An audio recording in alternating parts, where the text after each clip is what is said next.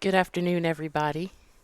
It is 2 o'clock. I know we have a lot of people still joining, but welcome. Welcome to Chem 103, Foundations of Chemistry. Hopefully, you've had a chance to shake off the cobwebs. This is the second day back for the semester, and it's a 2 o'clock start.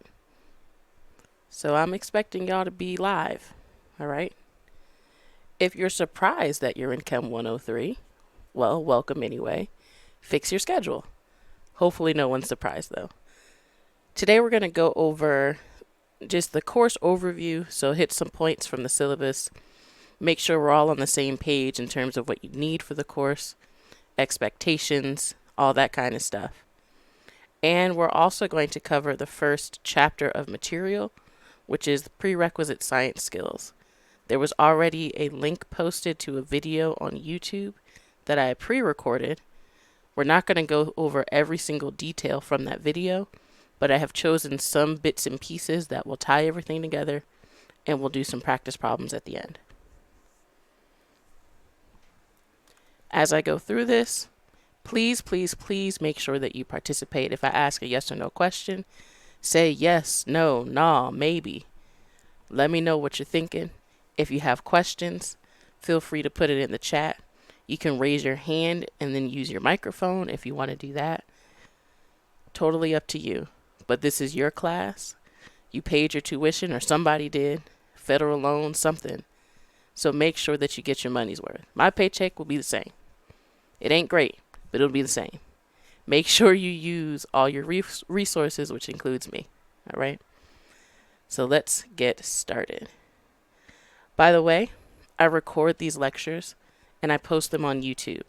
So in addition to the pre-recorded lectures, which you'll see every week, there's also going to be a link to the live lecture along with the annotated notes. And I post that pretty much right after class. You can go back and review it. If you missed it, you can go back and look at it. But if you use your microphone or if you talk in the chat, you're not going to see any of that. You're not going to hear yourself. It's literally going to be me talking to myself. So don't worry. I'm not putting you on blast. You're not going to be featured on YouTube, at least not by me. So before we get into the syllabus, I'll tell you a little bit about who I am. My name is Aaliyah Hefner. I got a PhD, so it's doctor. I'm not too worried about that. Call me Dr. Hefner, Dr. H. If you call me Mrs. Hefner, that's fine. I am a Mrs. Married. I got kids. It's fine. I hail from New Jersey, so East Coast, born and raised. I went to school in Pennsylvania for my undergrad. I majored in biochemistry because I'm crazy. Then I went to Michigan because apparently I'm very crazy and I like the cold. And I got my PhD in biochemistry. Still very much a Michigan fan, so go blue. Anybody from Michigan, I'm with you. I lived there for 6 years, so that's kind of like my second home. Then I moved down here. Had a postdoc at UNC. Did that for a little bit. Then I decided to do the mom thing. Have some kids. Have some more kids. And then I started teaching at A&T. So here we are. Here I am. Welcome. So that's who I am. You'll learn more about me over the semester. Try not to overshare.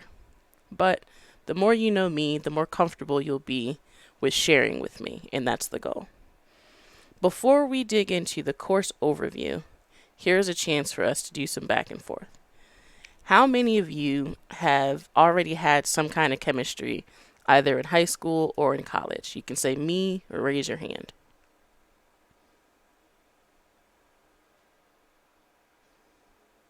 Okay.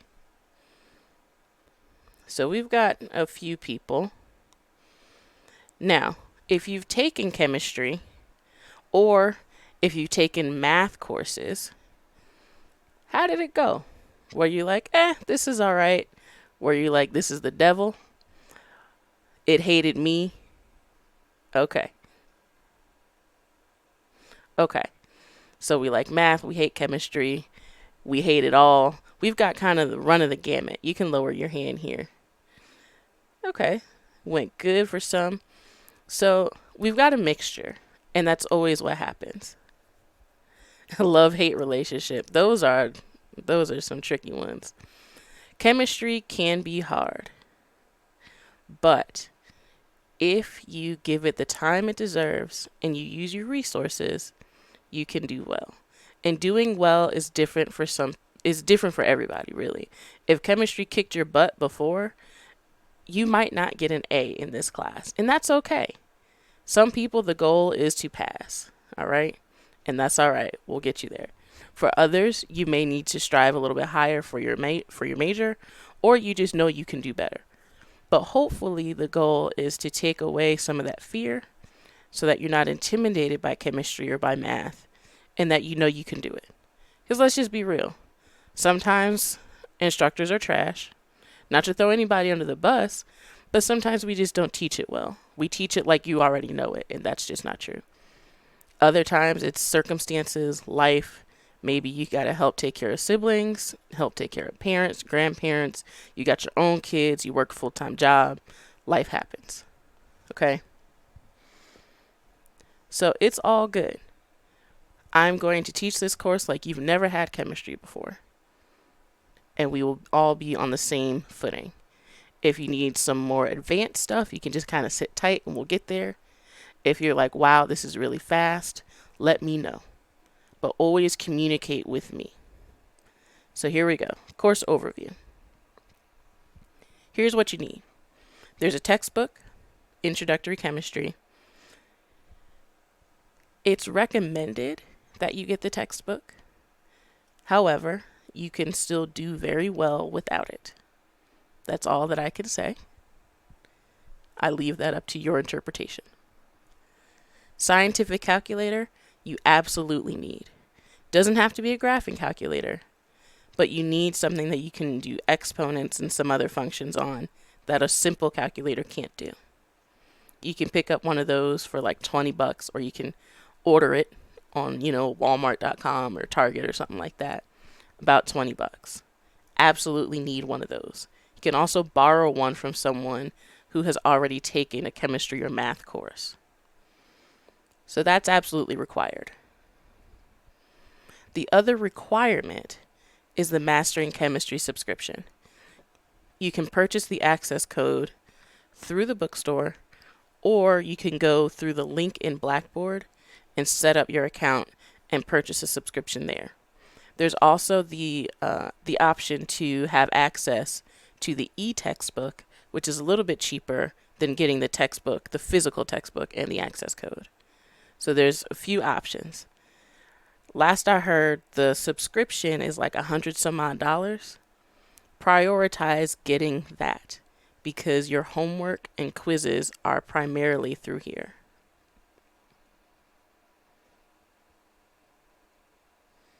And we'll go over how, what percentage of your grade that is, but it's a big chunk. So the two that I put the asterisks over, you absolutely need to have. The book is up to you. Any questions so far?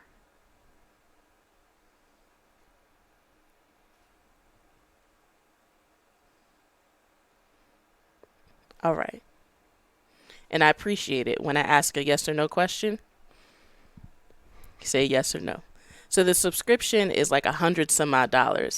I think last semester it was like 130 something. So it ain't cheap. I was a student before, and now I have 4 children who are expensive. So I understand that dollars are limited.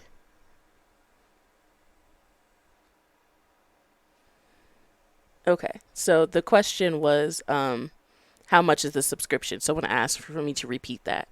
And I said that it's last semester, I think it was somewhere in the ballpark of 130. Can everyone hear me okay? Okay. All right, because it looks like a couple of people are having issues. All right. Again, get the subscription, prioritize it. You get 2 weeks for free. So use that to your advantage. Someone tell this person in the chat, if you can't hear anything, you may have to exit and then come back in. Help them out.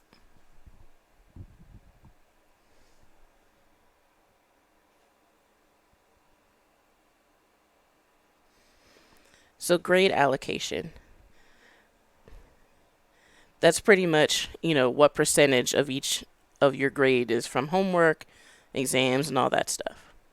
Homework, quizzes, and assignments, 40%. The homework and quizzes, we already said that's mastering chemistry.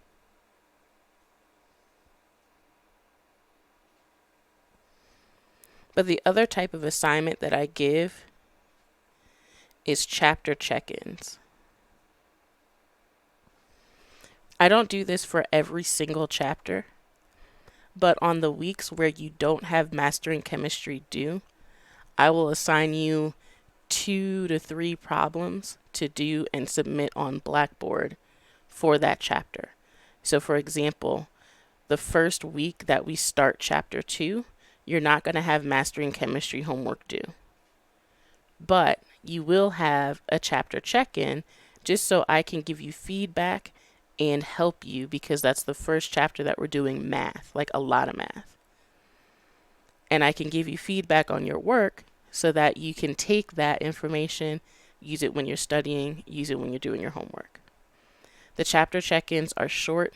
They're like 10, 15, max 20 points per assignment. And sometimes I give extra credit on those assignments as well. So they're there to help you, not to harm you. We've got 4 exams, and they're worth 10% each, thereabouts. There's also going to be a syllabus quiz that I'm going to lump into here that's worth 50 points. We'll talk more about that at the end of the class. But it's going to be about 40% for your exams. They're about an hour long. We use Respondus, and I'll talk more about that a little bit later too. But exams are very important. It's 40% of your grade. The final exam, which is cumulative, is 20% of your grade.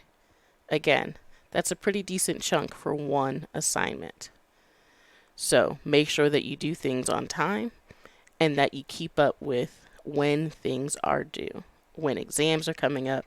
And I give you all that information. I send announcements, talk about it in class, all those kinds of things. I give extra credit on exams. Every exam has extra credit questions. The homework and quizzes, there's either extra credit problems, or I also post a whole extra credit assignment that you can do on mastering chemistry. Life happens. Maybe you missed a quiz, you didn't do as well as you wanted to, you missed some homework. Do the extra credit, it'll help you study, and you'll get some of those points added back that you missed. Like I said before, chapter check-ins will also they may have extra credit added. So when we get to midterms, please don't send me a message asking for extra credit, because I do not give individual extra credit assignments. Everyone has access to the same amount of extra credit. You do it or you don't. We good so far? Let me know if you have questions or if you're ready to move on. Okay, so we're good so far.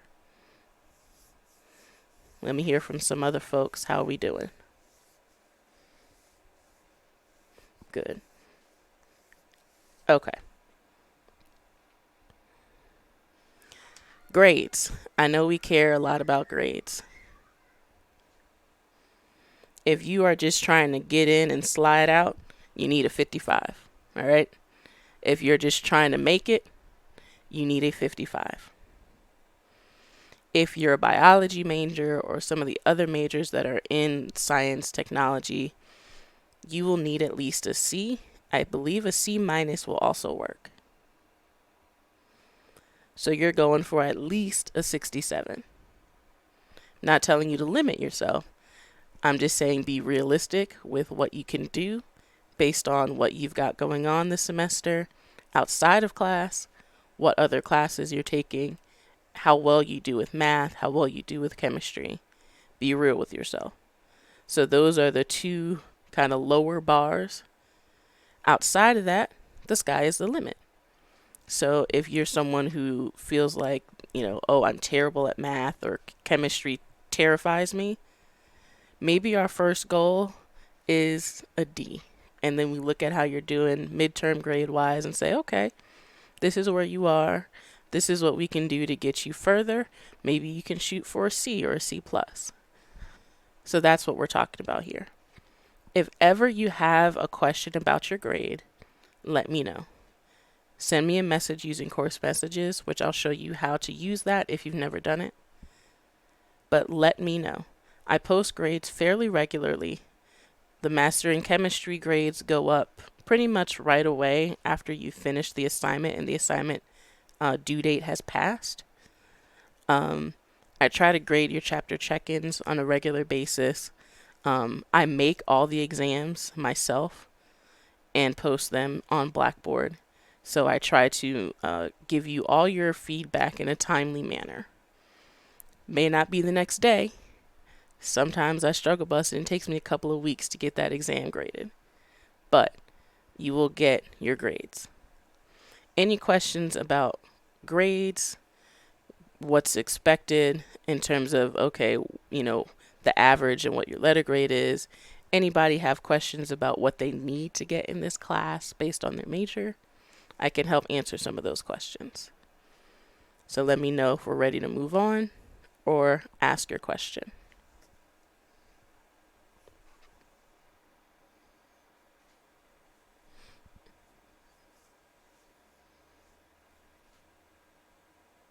Yeah, you need to get at least a C. So if you're in some kind of sciencey, health, medical related major, then chances are you need a C. Outside of that, you need at least a D. Okay. Alrighty. You'll probably, extra credit. Is it always open or is it only on certain dates? Very good question.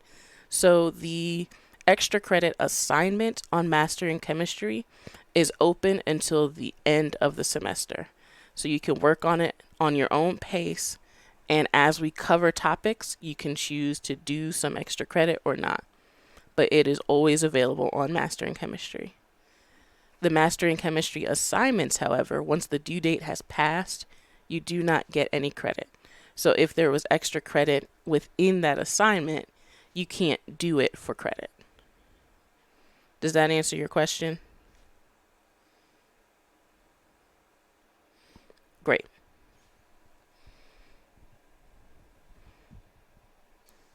All right. So again, just let me know as we move through the semester if you have any questions about your grade. Don't wait until midterms to look at Blackboard and say, woo, man, I need to change it up, because by then it might be too late. So check your grades often. I let you know when things are graded so you can see how you're doing continuously. That leads us to expectations for the course. So if this is your first year or your first semester in college, period, 1, congratulations. 2, I'm sorry for you because of the vid. But here are the expectations for this class. I said earlier that I make recorded lecture videos and post them on YouTube. I expect you to watch those and take notes. Ideally, you watch it before we do the live lecture so that we're really just kind of cementing in concepts versus teaching them for the first time. You'll also get more use out of the practice problems if you've already seen the material before coming to class. But life happens, and it just doesn't always work out that way. So I get it. That's why I also tell you, participate in the live lectures. Even if you didn't get a chance to look at the video, or you only watched half of it, a third of it, whatever, Show up and participate. Ask questions, answer questions, get feedback. We have 2.5 hours together each week, and that's the only time that we really get to work on things together. Make the best use of that time. We always do practice problems. I work in exam review before every exam. I post exam reviews that you can do along with answer keys so you can ask me questions when we go over things in class. If you don't bring questions and answer questions in class, then we don't have fun. Well, okay, I say fun, but we don't have a good collaborative time. So it's really on both of us. I got to bring the material, be engaging and available, and y'all got to engage me too. Good so far? Because I'm doing a lot of talking. I don't like to do a lot of talking. Okay. More expectations. Communicate with me. Whether it's going well, it ain't going well, you need help, talk to me. Use course messages, and I'll show you how to do that using Blackboard. Come to office hours, which it's in the syllabus, but my office hours are going to be Tuesdays from 11 a.m. to 1 o'clock p.m. If you need time outside of that, it's by appointment. So I will give you the link for how to join office hours. I'll do that next week. You can always send me a message using course messages or send me a chat message, hang around after class and say, hey, Dr. Hefner, I need some time. Do you have some time on this day? But at least give me a 24-hour notice. So don't send me a course message at 3 o'clock on Friday saying, can we Zoom at 3:30? No, we cannot. I got stuff to do outside of this, just like y'all do. So I try really hard to respect your time. Please respect mine too. More than happy to accommodate you, but you got to give me the room to work to accommodate you. But please reach out and get help. That's why I'm here. The final expectation is that you're going to complete your assignments, your exams, and all that stuff on time and with integrity. And what I mean by that is I encourage you to work together. Do your homework together. The quizzes on mastering chemistry, they're quizzes, but it's really in the sense that you only get the opportunity to answer each question once. I don't mind you working together. Chapter check-ins, work together. Don't mind at all. For exams, it needs to be your own work. I need to see how you are engaging with the material and how well you're doing. When you're handing in your chapter check-ins, again, work together, but make sure that it's written in your own words, your own work. Don't just put it in a group me, hey y'all, we putting this for number 1, and then I get 35 of the same exact answer and the same exact mistake.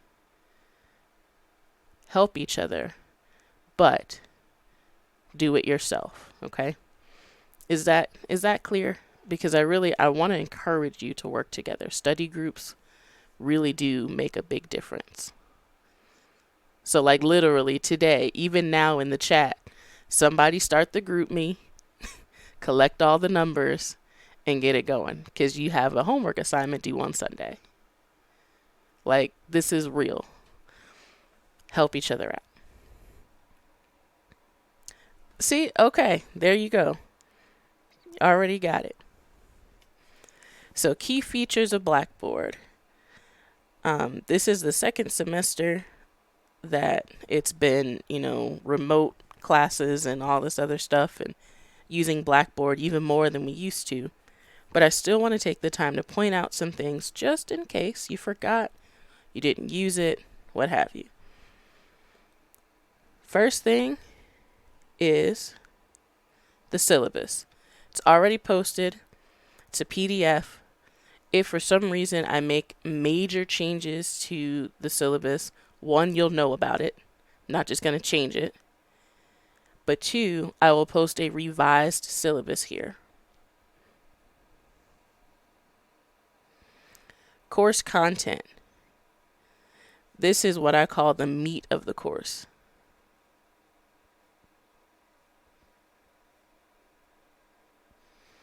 That's where I post a folder for each chapter with all the lectures and practice problems, chapter check-ins, exams, and I'll show you all of that shortly. I'll kind of go through all the stuff that I post in course content when we get to that page. We've got announcements. That's the primary communication from me to you. So anything like reminders for, hey, we have class, or office hours are now, I'll send those things through announcements. I let you know when I've posted live lectures, pre-recorded lectures, exam reviews, all that stuff. So you know when everything is posted and you can just go access it. Course messages. This is our primary individual communication.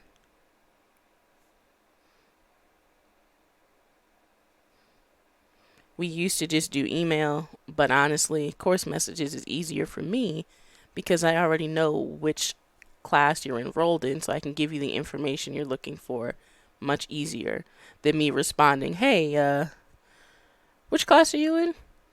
And then it takes 3 days to answer your question. I'll show you how to send a message using course messages just in case you didn't use it last semester. And that's coming up in just a second. Collaborate. You're here, so you probably already know how to get there. But this is where we're going to be meeting for class.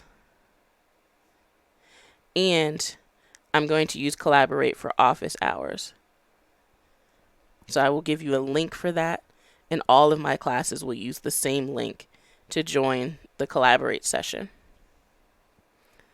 You can see your grades. But also under course tools, you should now see Mastering Chemistry.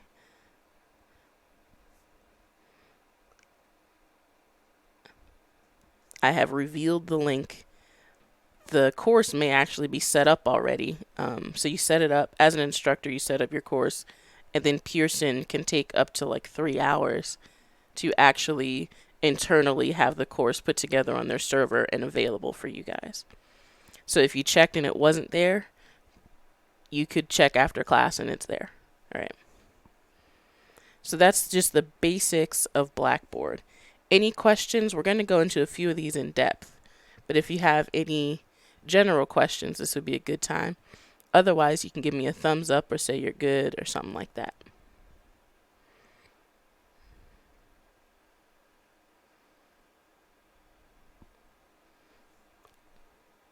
All right. We're going to keep going. Sending course messages. Please don't send me email because then I have to respond and say, hey, can you send me your message or your request in course messages because that's what we're using now. And it got to be through there because that's what the university says. And I still want to get my paycheck because I got to pay my bills. I don't want to go through that. So use course messages right off the bat. You find it under communication, and this is on the website. I don't use the Blackboard app. I can't help you there. But if you use your computer or your tablet, this is how you do it. You go to course messages, you click on it, and you're met with a page that looks like this. This is just a corner of it. You'll see your inbox and sent just like any other email would be.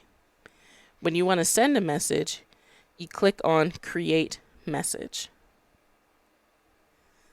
Once you do that, you see something that looks like this. The top, it says Recipients, and you've got 3 choices. 2, CC, which is carbon copy, and BCC, which is blind carbon copy.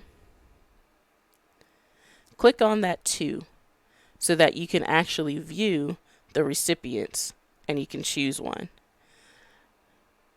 Subject box, the body, just like any other email. You can attach things, but I believe at least last semester you can literally only attach one file per message. So just keep that in mind. Once you hit that to button, you want to choose me, Aaliyah Hefner, instructor, and click on this arrow to add me to the list of recipients. So you select your recipient over here, then you add them using that arrow. And you can send a message to anybody in the course. But chances are, if you want to talk to somebody in the course, you're probably going to text them or email them or call them. So if you want to get to me, this is how you do it. Once you do that, you put your subject, type your message, your request, whatever, hit submit, and then I check it. I'll get back to you within a day or two.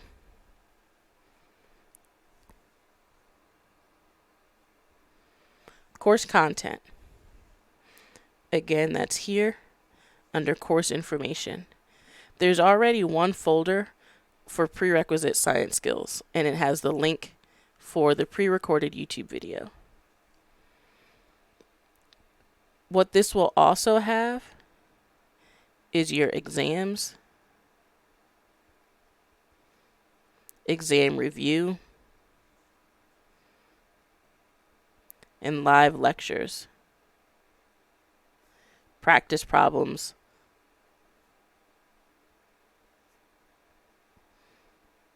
everything you need for the course is going to be in course content, and that's why I call it the meat. Okay, so when we have exam 1 in February, there's going to be a folder called exam 1, and inside of it we'll have the exam and your equation sheet, which you can print out and use on the exam. Any information that you need is going to be there, so don't go to the quizzes and exams and whatever link. Just go to course content for everything, including exams.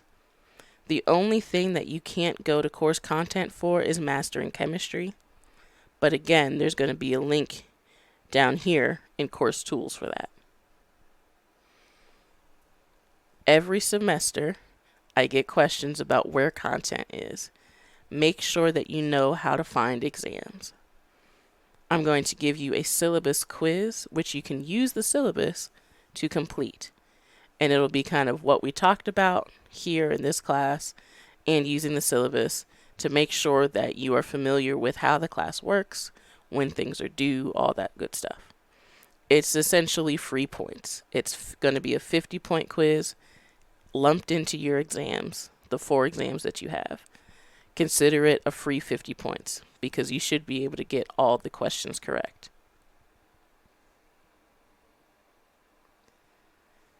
Then we've got announcements. I send announcements by email, but you can also go back and look at them if you click on the announcements link. So if there's something that I pinned, like office hours, the link, and the time, you can just click on announcements and then bam, it's right there.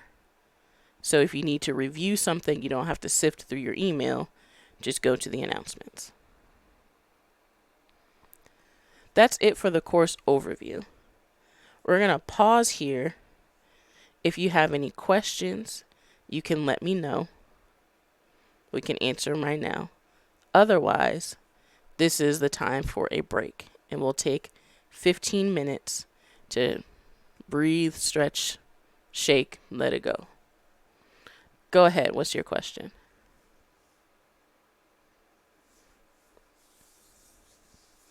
If you have one, go ahead. Otherwise, let me know that you're ready for a break. Yes.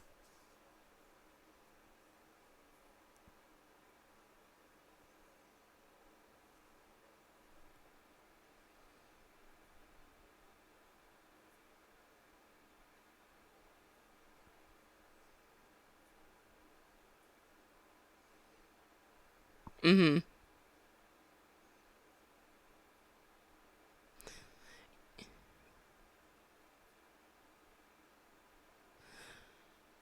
use the link. It's just that the course isn't ready yet.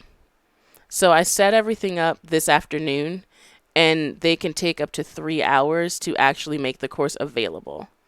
So I would say after you have dinner tonight, you can check it and you should be good.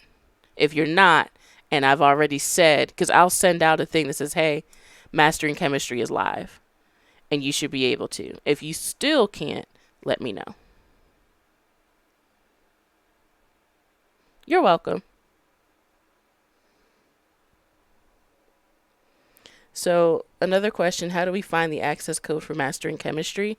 You can buy it at the bookstore, or you can click on the link when it's available, and you can actually just buy the subscription through Pearson.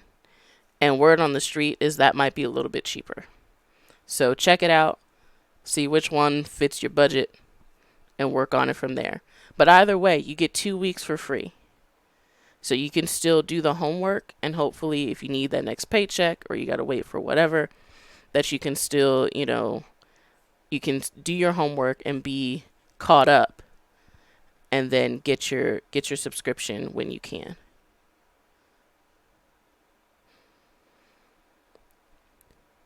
All right, if there's no more questions, then this is a good time to take a break. And when we come back, we're going to start with the first chapter of material. So we'll take a 15-minute break. I have 2:37. So we will break until 2:52. So you can log off if you want to. You don't have to. But go ahead, walk around, do what you got to do, get some water. I'm going to walk around, get some water. I'll see you in 15. All right, everybody. It is 2:52. That means that we are back from breaking, and we're going to get into some chemistry. If you have any last minute questions, you thought about something while you had your break that you had questions on, feel free to throw that in the chat, or you can send a private message if you don't feel comfortable asking your question. Otherwise, we are going to move on with the first chapter of material. If you didn't have a chance to watch the video, it's okay. Yes, I do record these lectures. So after we have class, I post it to YouTube, and then I put the link and the notes on Blackboard, and I send an announcement when I've done that. So everything that we do in Collaborate as a class is on YouTube. So you can literally watch it on your phone.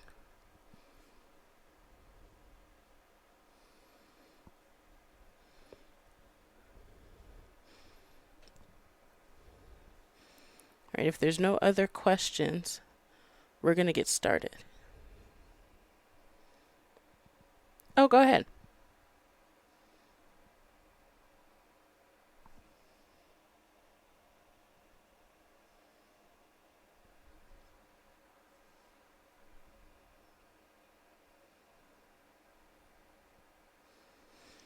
So for this class, we are finished like the first week of May or so. I think May 7th is the end of finals week. So you don't need 24 months. If for some reason you anticipate that you're going to need some kind of an incomplete or something like that, then you can get longer. But you don't have to get one that long. Yeah, there's one for a semester. So we've only got like 14 weeks, but you can get one for 16, and that's and that'll cover you and give you a little bit of extra. You're welcome.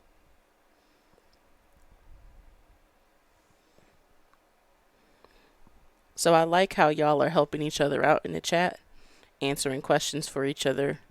I appreciate that because it helps me, but it also helps you guys get to know each other if you don't already know each other. And, we're building a family. We're going to be here for a while. May as well like each other. So I appreciate it. So here we go.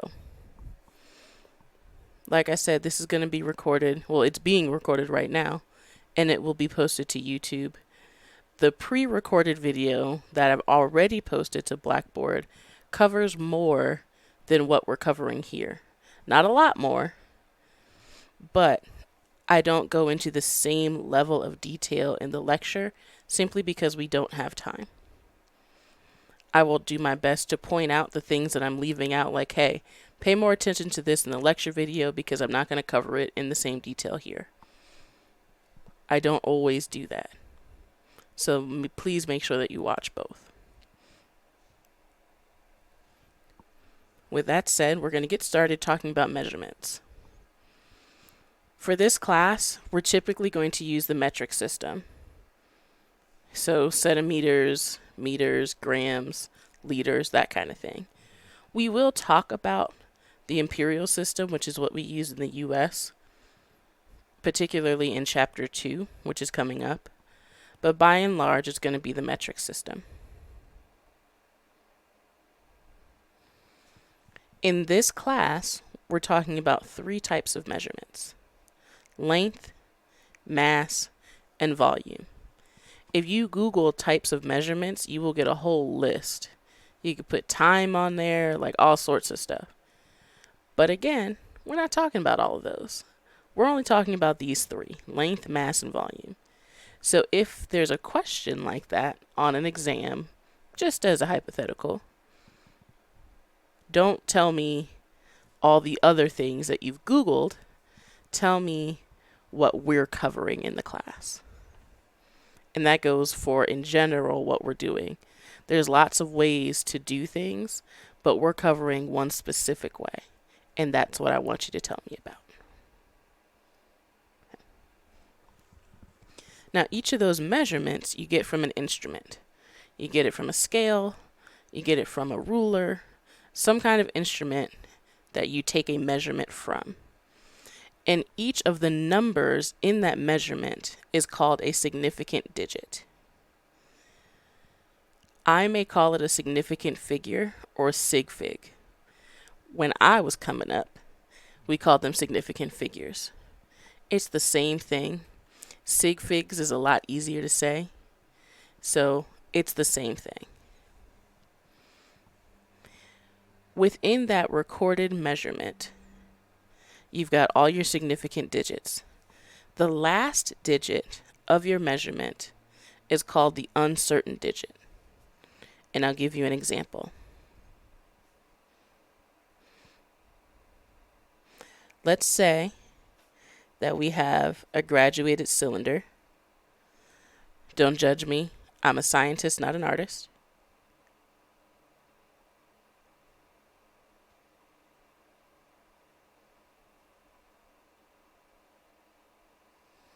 And each of these tick marks is an increment of 1 milliliter, starting with 10.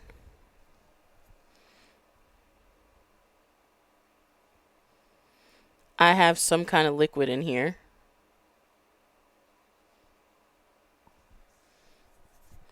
If you were going to try to estimate off of my sad little drawing, how much, we'll say water, is in this graduated cylinder? You could put it in the chat. You can say it too if you want to. But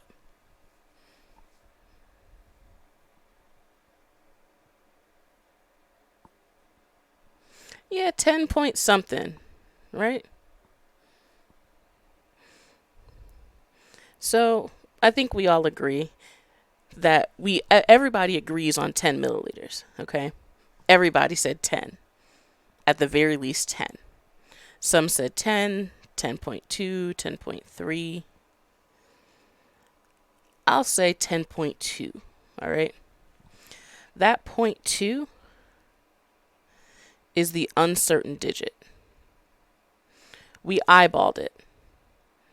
There is no 0.2 demarcation on the graduated cylinder. We can know 10 for sure, 11 for sure, 12 for sure.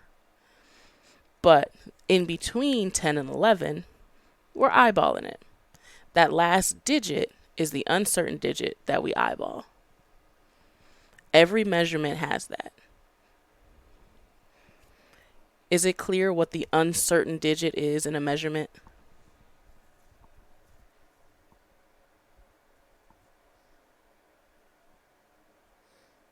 No. Okay. So we're going to go through and do another example for the nose. Let's use length. I've got two rulers, A and B.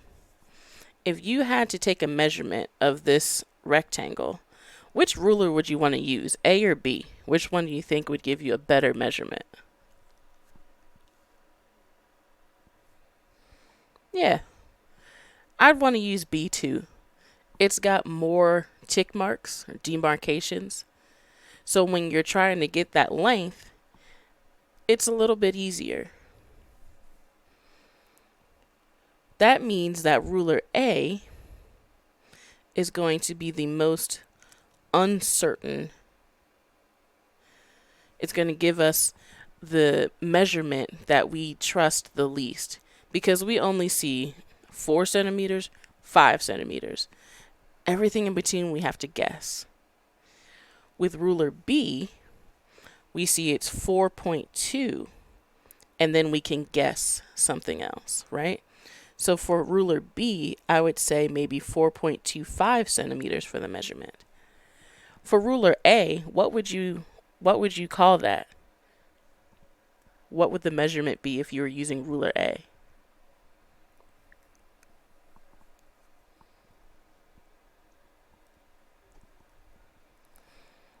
You can't even get that specific.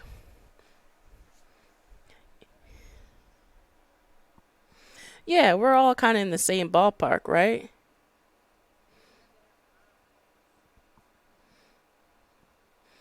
You're guessing that one extra digit. Everybody agrees on 4 for ruler A. Absolutely 4 centimeters. We know it's more than 4 centimeters. How much more, we don't really know. That's that uncertain digit, the 0.2 or the 0.3. Does that make a little bit more sense?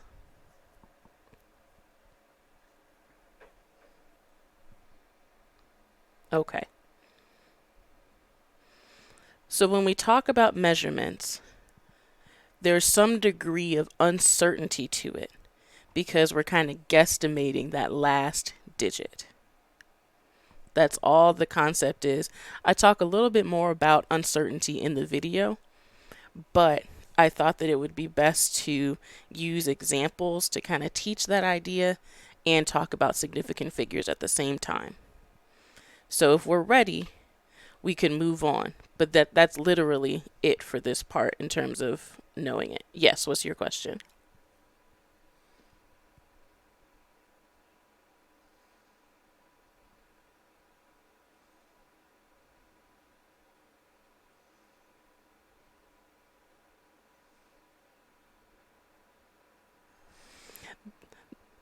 The 5, so the 5 in 4.25 is the uncertain digit.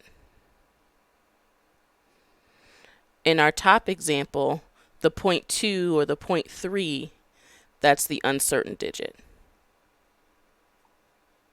Okay.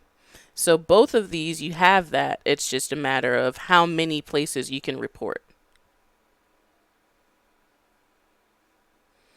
So you always go, sure, you always go one more decimal place than what you see. On ruler A, we see whole numbers. So that means we can give one more decimal place and say 4.2. Ruler B, we see centimeters, but the tick marks in between are millimeters.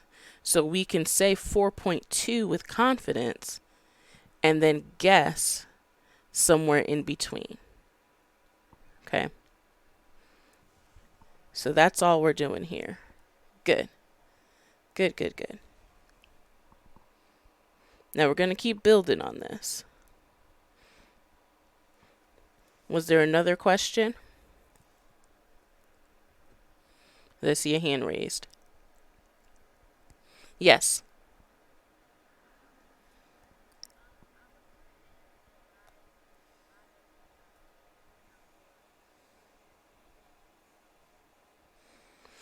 So it doesn't count because we've got a tick mark here. That line that I just darkened up, that's 4.2. I can see it right there. So that's not uncertain. We know with certainty where 4.2 is on this ruler.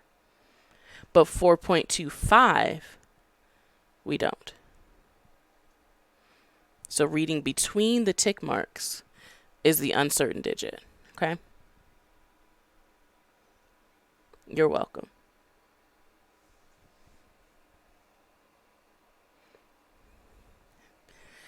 So that was length measurements. You use a ruler. We know that. These next couple of slides, stuff you already know. The mass of an object, we're talking about how much matter it contains. You use a balance or a scale that's not affected by gravity. If you've done any kind of chemistry work or you've been in a chemistry lab, you've probably seen this one, letter C, which is an analytical balance. You don't need to know that per se, just giving you some background and a few extra details. For volume measurements, again, if you've taken any kind of a chemistry lab, then you've probably seen a graduated cylinder or a burette, volumetric flask. And volume is just the amount of space occupied by matter. So you'll need to know those couple of definitions, but it's already stuff that you kind of know. Now we brought up significant digits with measurements. We know that measurements consist of significant digits, but now we need to look at a measurement and determine how many sig figs there are in a given measurement. I'll do the first example. We'll walk through the second one together, and then I'll let you do the third one. And this will help us practice counting significant digits, and more specifically, figuring out when to count to 0 as significant and when it doesn't count.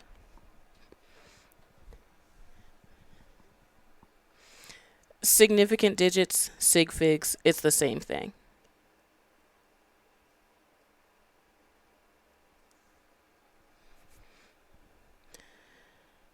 When you're counting how many significant figures, sig figs, significant digits in a measurement, you start with the first non-zero digit, starting from the left. So if we're looking at the first example, 0.809 grams. The first non-zero digit is the 8. That's where we start our count. So 8 is the first significant figure. Everything that comes after that, we're going to count as significant. So this number has 3 sig figs. Notice how there's a 0 in between the 8 and the 9. Yes, everything that comes after a decimal is significant.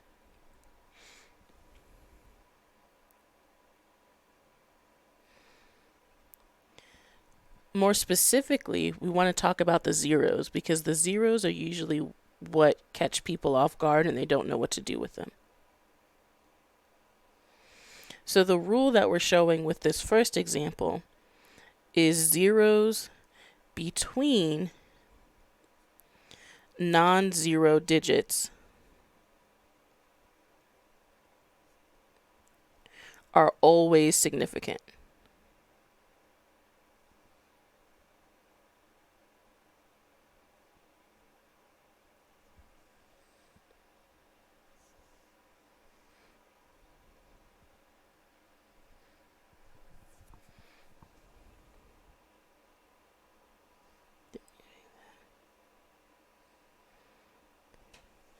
Everybody with me so far?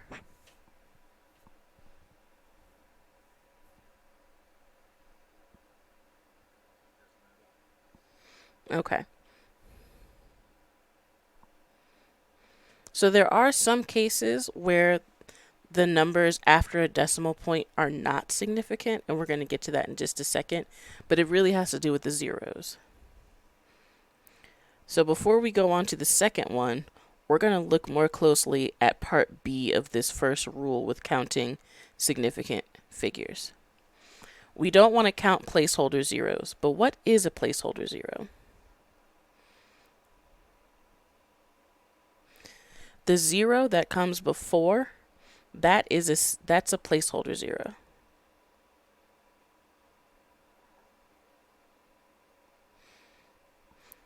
It's just keeping a spot. That's it. And if we look at these three examples, they all have two significant digits. And I will circle the placeholder zeros. So this placeholder zero, we already covered that kind. The zero before the decimal point, when you just have a number that's less than 1, that's a placeholder zero. In the second one, we've got two placeholder zeros. That zero after the decimal point, again, that's a placeholder. It's not measured.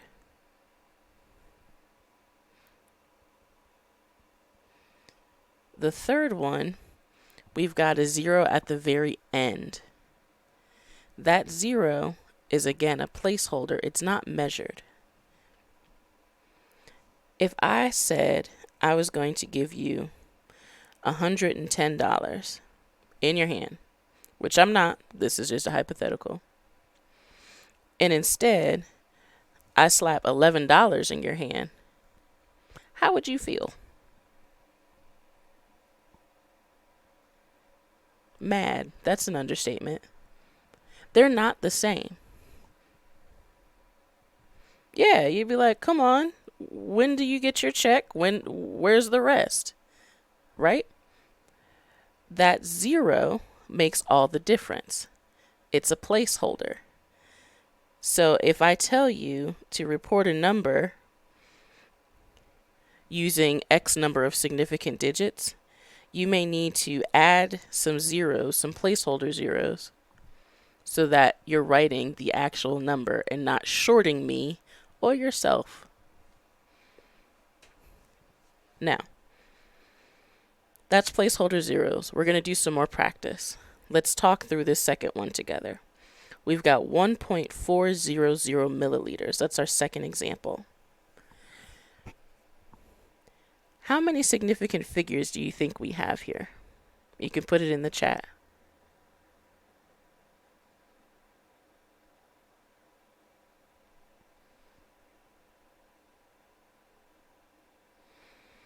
So we've got a mixture of 3 and 4. Let's do it together. All right. So we're going to start at the left with the first non-zero digit. That's the 1. So that's our first significant digit.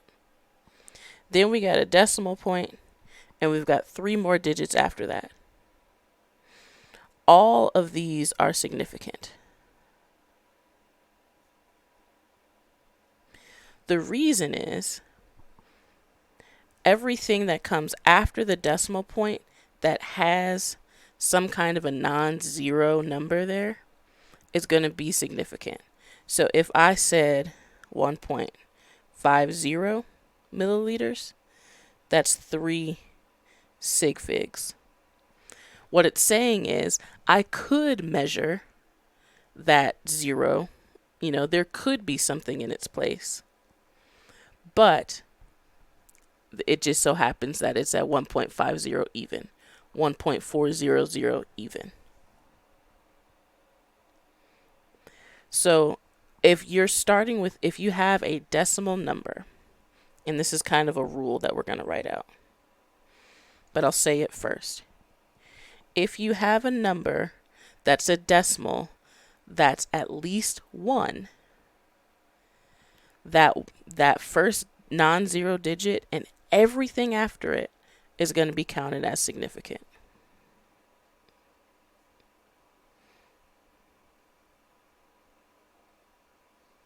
Let me finish writing this down, and then I'll take your question. So hold on to it for just a second.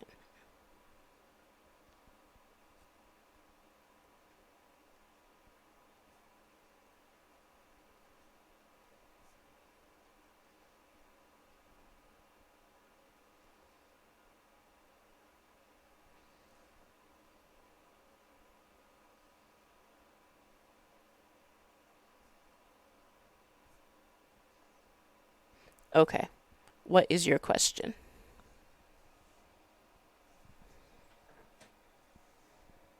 Yes.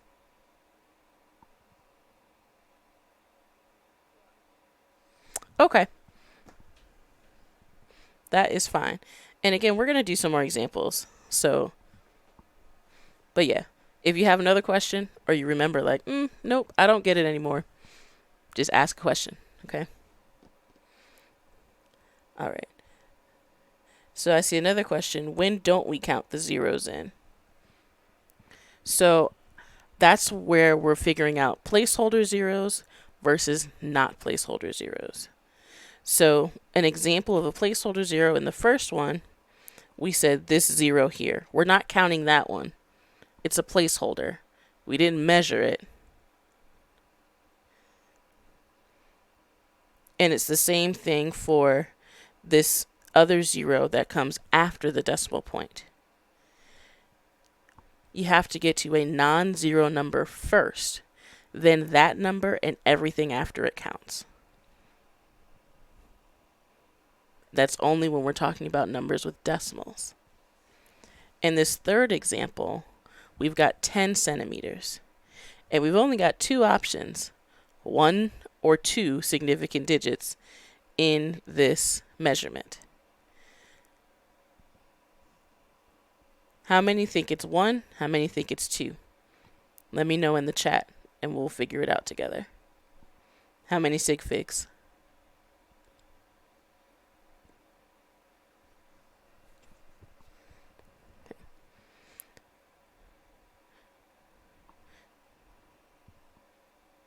So everybody's saying 2 sig figs, and I would have got all of y'all. There's only 1. I'll tell you why. This last example that we have in part B of this rule with the 110 grams, and I'll write it up here like this. There's a 0 at the end, but there's no decimal point.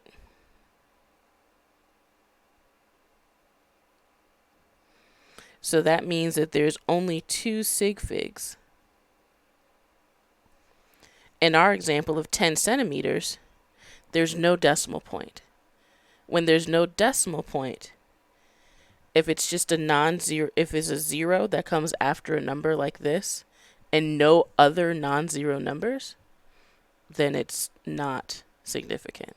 And I know it seems a little complicated. It's one of those things you have to practice. But let's write another rule.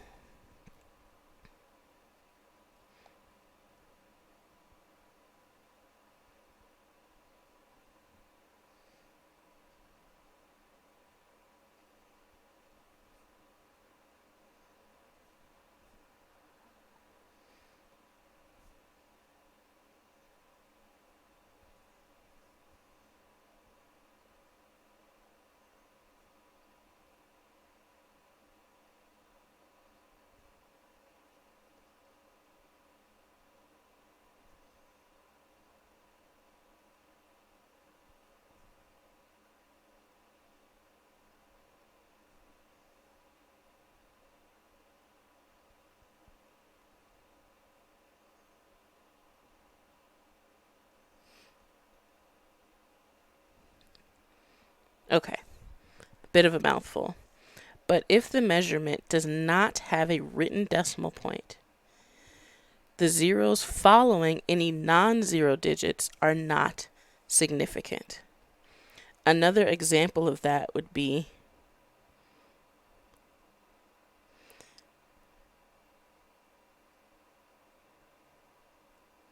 if I have 1,300 meters, there's only 2 sig figs here.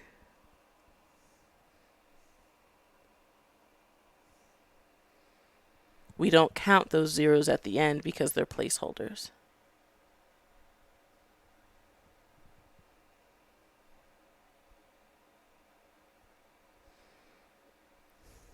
So how we doing?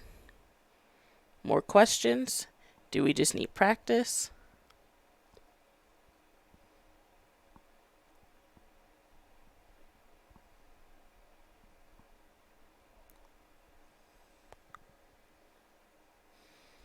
Okay.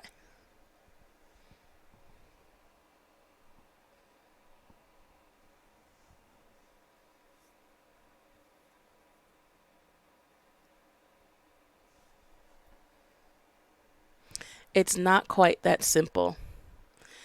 The the thing that makes it a little more complicated is you can have a zero before a decimal point that is sandwiched in between two non-zero digits.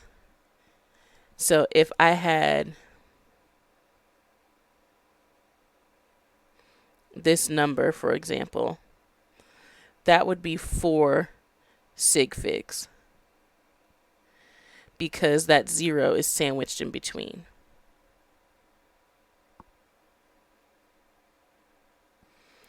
Yeah, it is a process and you just got to practice. We'll do more practice throughout. So I think I have, at the very end, I have a couple of slides of like practice problems that we're going to do together. So we'll put a pin in this and we will revisit it throughout. So we spent a lot of time talking about measurements. There are also what we call exact numbers. Exact numbers, we don't care about significant figures. Those rules do not apply. Generally speaking, with exact numbers, it's something you can count. So the example here is there's 7 quarters in this picture to the right. You can count them.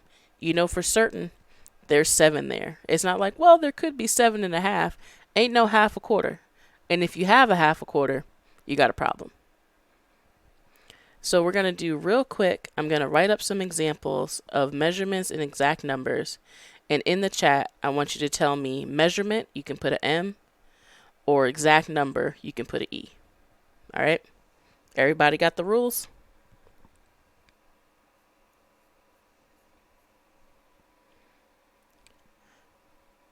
Bet. Here we go.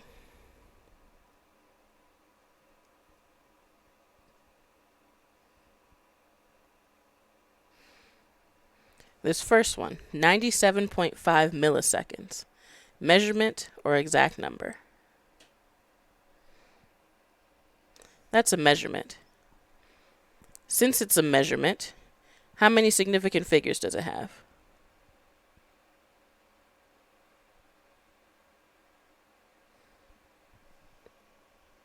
3 sig figs, so sig figs, I sometimes write SF. I'll also write sig fig. Just try to bear with me. I try not to use too many things that mean the same thing. All right.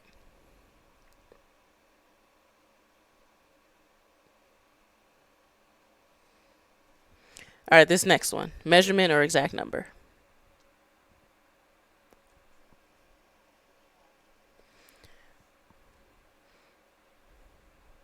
Do we have to worry about sig figs here?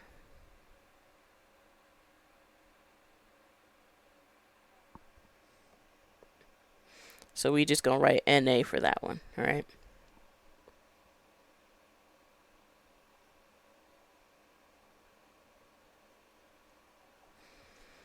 This next one, measurement or exact?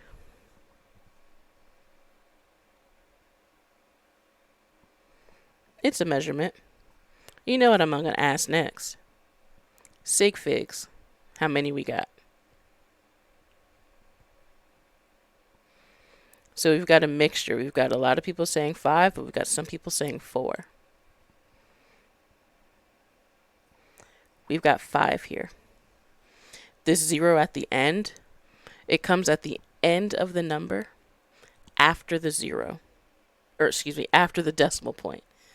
So that means it is significant.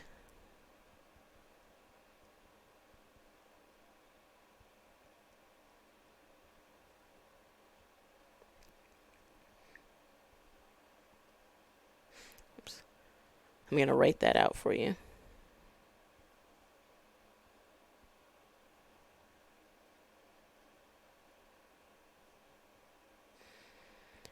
And what matters is the placement. It's at the end of a decimal number. Because it's at the end, it counts. Right? So like I said, I'll throw in some more practice as we go along. But measurement versus exact number, you're going to see that on your homework. You're going to see that on the exam. It's pretty easy. Right? Questions, or are we ready to move on?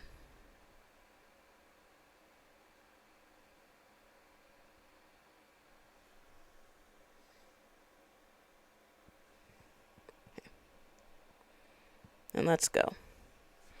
Now we're going to talk about rounding. You probably already know how to round numbers. You've had math before. But we're going to go over it just to make sure we're all on the same footing. First rule for rounding. Let's use a number.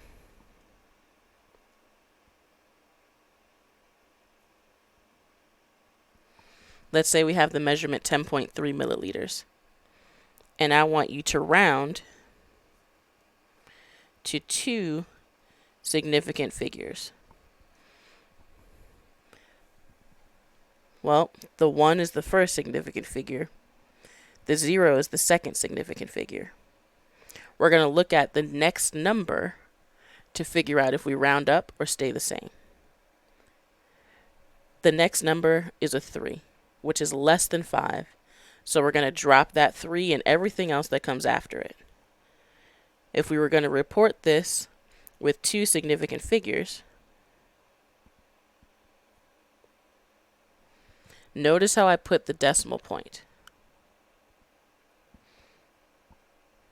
You need to have the decimal point in this scenario so that we know that the 10 is measured. Okay.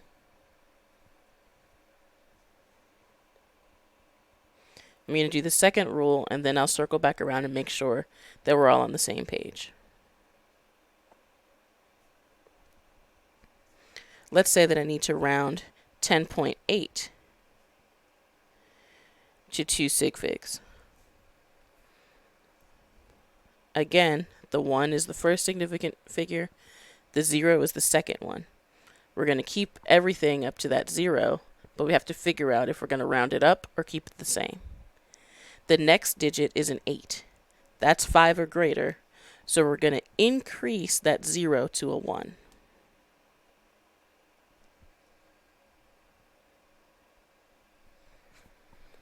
Is everybody good with the rules for rounding?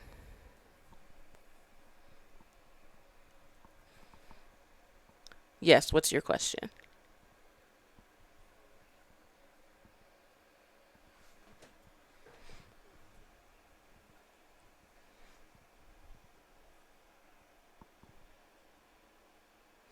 So I put the decimal point in the first one because if I didn't, we'd only have one significant figure.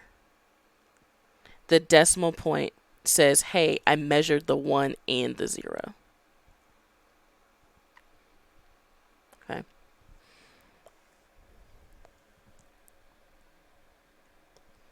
Sure, about the decimal point? Okay. So we said before that if I wrote my number like this, actually, let me use a different color. Our example before, we had 10 centimeters or something like that. And we said that this only contains 1 sig fig. That this 0 is a placeholder.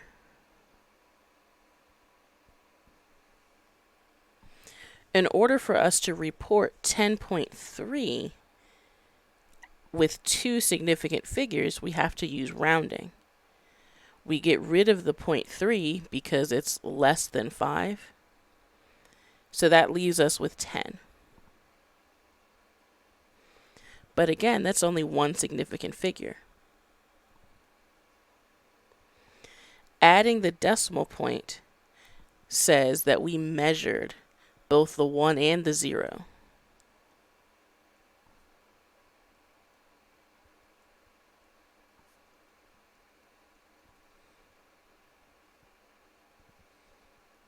So we now have two significant figures.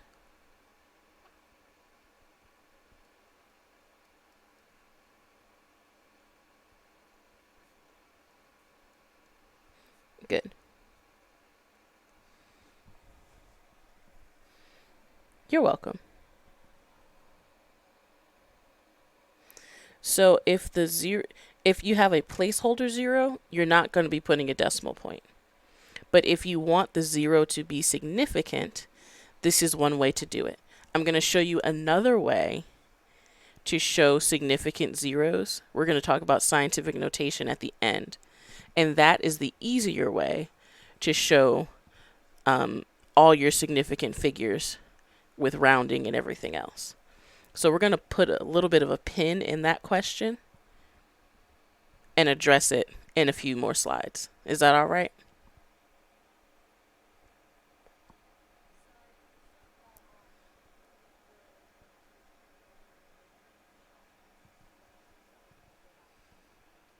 Yeah.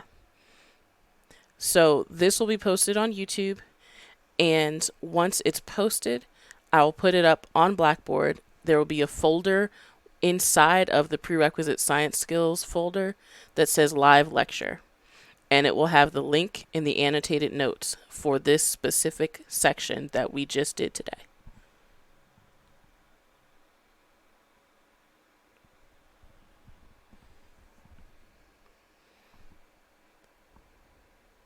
You're very welcome.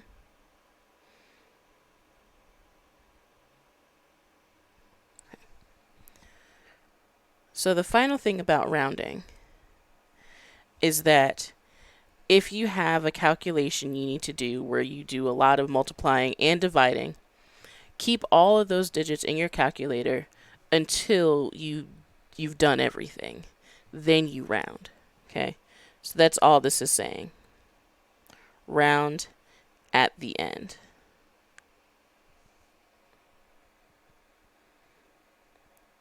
So let me know if we're good with rounding and we can move on. We're going to do some practice. So we're not going to completely leave this topic. But are we ready for some practice?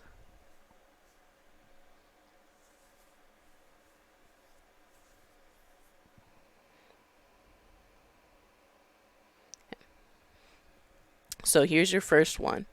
You need to round the measurement 6,215 kilograms to two significant digits. You can write your answer in the chat, and don't forget to include units.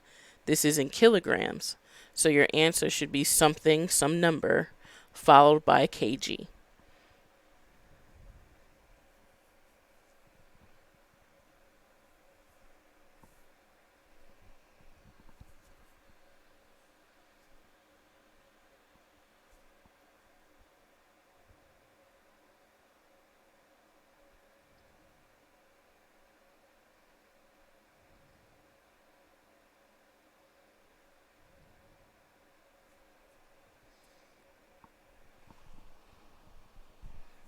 I'll wait another few seconds.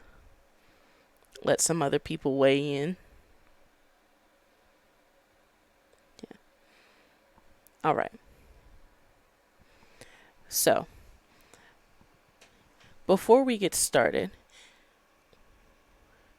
we know that we've got a number with 4 significant figures in it. 6215.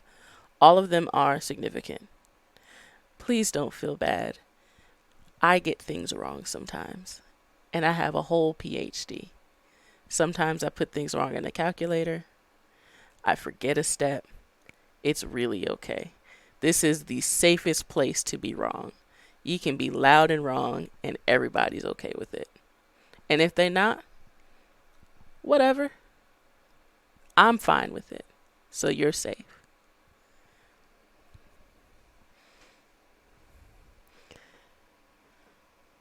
We need to take this number, 6215, and only report 2 significant digits.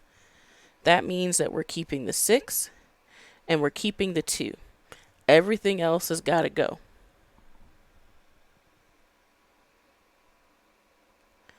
Why am I not just writing 62? Does that look right?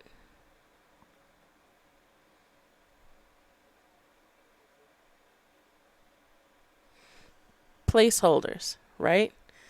So 62 kilograms, not the same. Not at all the same value. If you were supposed to get a stimulus check for $6,200 because of the vid, and you got 62, you'd be like, okay, so President Biden, where's the rest of my money, please? Right? So don't forget those placeholder zeros. Those are not the same. So our answer is 6,200, 6,200 kilograms. Even if you didn't get it at first, are we good now?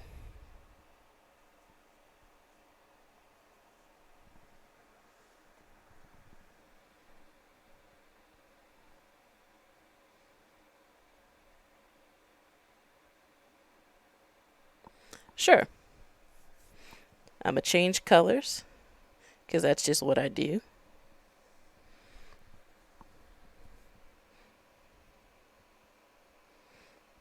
Again, we're starting with 6,215 kilograms.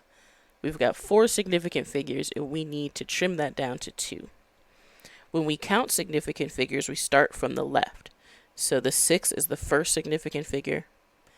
The 2 is the second significant figure. We've got to stop there because we can only report 2.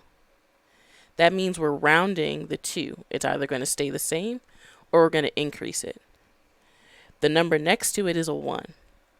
That's less than 5, so we're going to drop it off. But we still need to keep its place so that we know it's 6,200 and not 62. So we added placeholder zeros. Good. Sometimes you just need that repeat real quick. It's okay.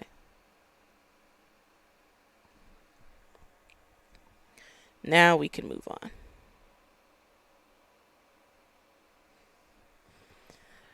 We're going to do more practice with that at the end. I just want to keep reiterating that. So don't feel like, oh man, I don't get it. I didn't say anything and now I don't get any more practice. You will. But speak up next time. All right. The next section we're doing is adding and subtracting measurements. Then we're going to do multiplying and dividing measurements. There are rules for answering these questions with the correct number of sig figs. With adding and subtracting, it's a little bit funky. The answer you give is limited by the value with the most uncertainty. What that means is I've only got to the 10th place for this first measurement, 114.3 grams. The second one, I can read all the way out to the 100th place. And the third to the 1,000th place. This first number is the most uncertain because I can't read the same number of decimal places as the other two. When I go to add, I'm going to use a calculator, right? Because that's what we do. We don't add by hand anymore. But you need to make sure to round your number accordingly. That's why I put this dotted red line. So yes, that is exactly what you would get on the calculator. You beat me to it because I was going to ask y'all to do it. But your calculator will always tell you what you want to hear. You punch in whatever math operations, it will tell you the answer to that question. Your calculator cannot proofread your problem to make sure you're doing it right. It will not tell you the number of significant figures. It will not tell you units. So the calculator is a great tool as long as you use it wisely. You cannot use it without turning your brain on. Now see how I wrote the calculator answer and I have this red dotted line. That reminds me that for my final answer, I have to round the 6 because I can't have any digits past that. So I look at the 3 and say, okay, is this 5 or more, or is it less than 5? And I report my answer accordingly. So this is the final answer. Now I'm going to give you an example to do. It's going to be subtraction, but it's the same rules. And I want you to put your answer in the chat.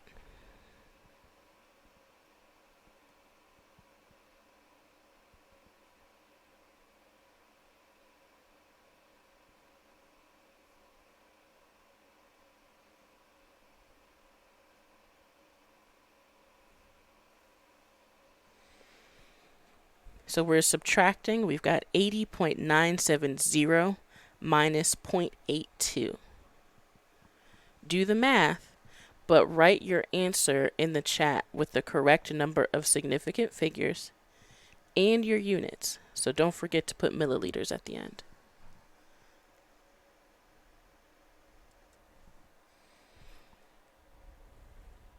So when you put it into your calculator, if you have one,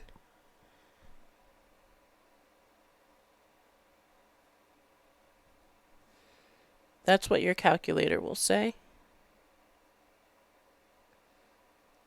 And because we can only report to the hundredths place, because of that bottom number, we can only have 2 places, we're done.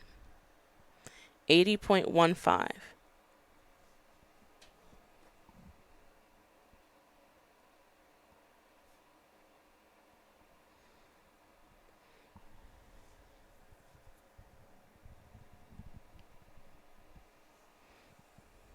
So we're not counting the number of sig figs, we're counting the number of decimal places.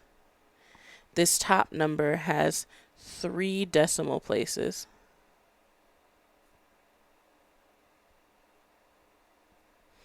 The bottom number only has 2 decimal places. So our answer has to have 2 decimal places.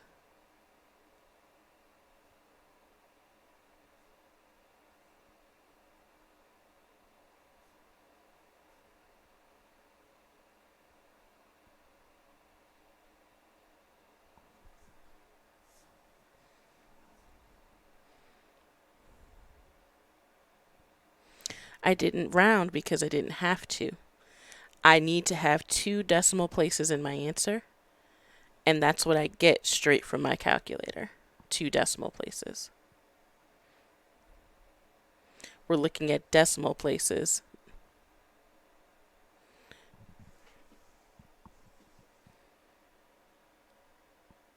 Go ahead. Yeah, what's your question?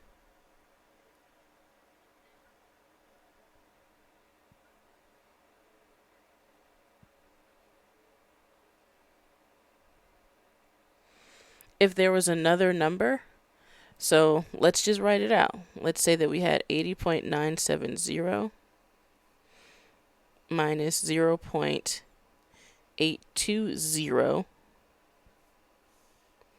Then your answer, you'd have to add a placeholder 0.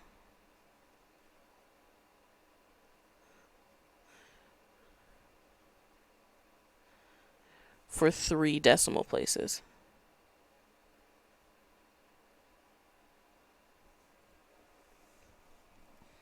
We're looking at decimal places, not significant figures here.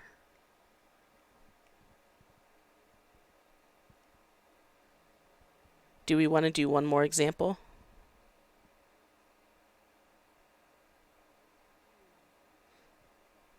Okay.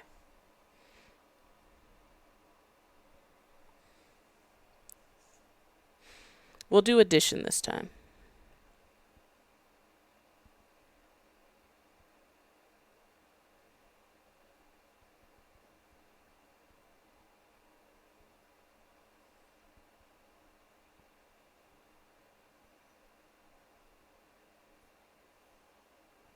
We've got 75.9 seconds plus 1.57 seconds. Before you touch your calculator, let's figure out together how many decimal places we need to have. I draw in my dotted line to show me where I need to stop. So you can write it in the chat. How many decimal places do we have? 1 or 2 for our answer?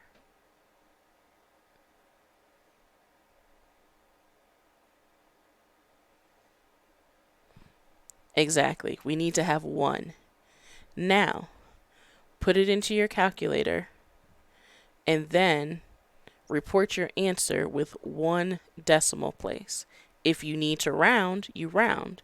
If your calculator only gives you 1 decimal place, then you're done.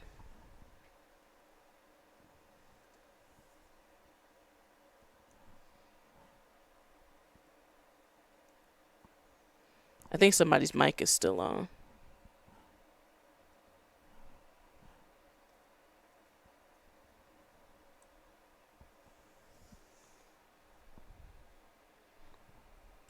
So your calculator will tell you 77.47.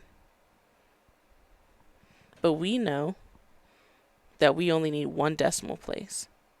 So we are going to say, hey, we're going to stop at this 4 and look at the 7 to see if we round up or keep it the same. It's a 7, so that means we round that 4 up to a 5, and it's 77.5 seconds. Yes, what is your question? Yes, ma'am.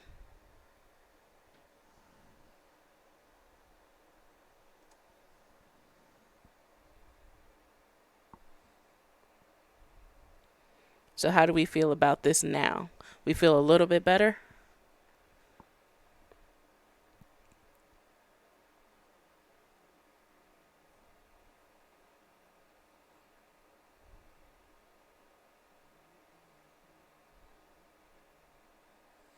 When you're subtracting, you do as well. It just so happens that the way that the math was set up, you didn't have to.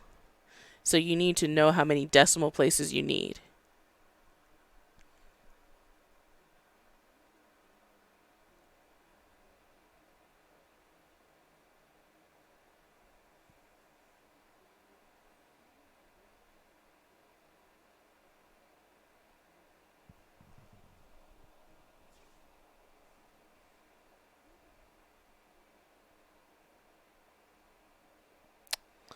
Let's see.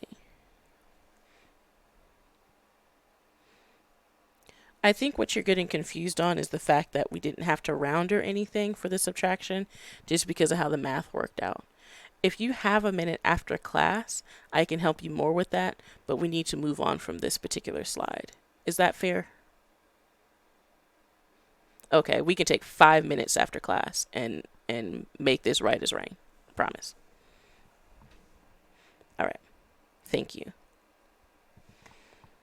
So that was adding and subtracting. We still have to multiply and divide. This is where we do care about significant figures. And your answer is limited by the value with the fewest significant figures. We've got 2 numbers, 7.28 centimeters, 4.6 centimeters. The 7.28 has 3 sig figs. The 4.6 has 2 sig figs. I've written out the calculator answer, so if you type that into your calculator, that's what you would get. But we need to report this with the correct number of significant figures. I've got a number with 3 sig figs and a number with 2 sig figs. My answer has to have the same number of sig figs as the one in the problem with the fewest sig figs. That's 2. So my answer must have 2 sig figs. So in the chat, round this number, the 33.488, to 2 significant figures.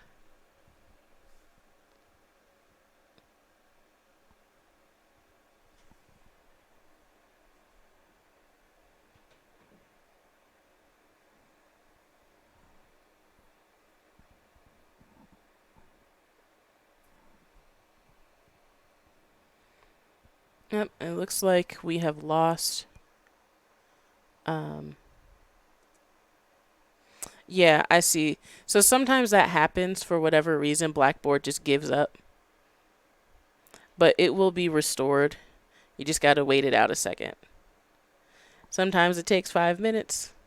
Sometimes it takes 2 minutes. But occasionally, Blackboard just says, hey, you don't need screen sharing. I'm going to take that. But our number was 33.488. And we were trying to round that to 2 significant figures. So I'll put that in the chat because we can still keep working.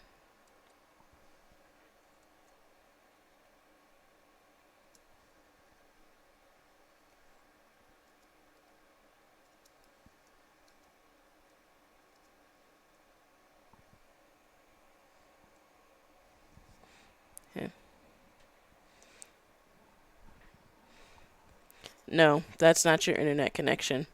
And for whatever reason, it's not my internet connection either. Mine's fine. I pay my bill. But sometimes Blackboard servers just get overwhelmed and it drops the share. And it takes a few minutes to restore it. So in the meantime, 33.488. Round that to 2 significant figures and you can put your answer in the chat.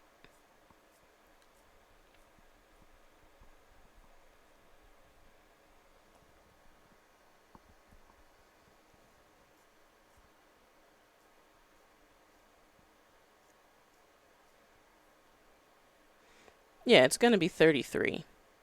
We're going to drop everything else off because the number next to the 3 is a 4, and that's less than 5. The next thing we're going to talk about once application sharing is restored is we've got units there. We've got centimeters times centimeters. And with multiplying and dividing, whatever we do with the number, we're also doing with the unit. So if you want to take a couple minutes while we wait for screen sharing, just don't go too far. But yeah, it would be centimeters squared. It would be centimeters squared. And with division, it's the same deal. But we need to wait for application sharing. It happens with Zoom too, where you're sharing your screen and then all of a sudden Zoom is like, nah, you don't need to share. Be selfish. So we'll just take 5 minutes, come back in 5, and then we'll finish it up.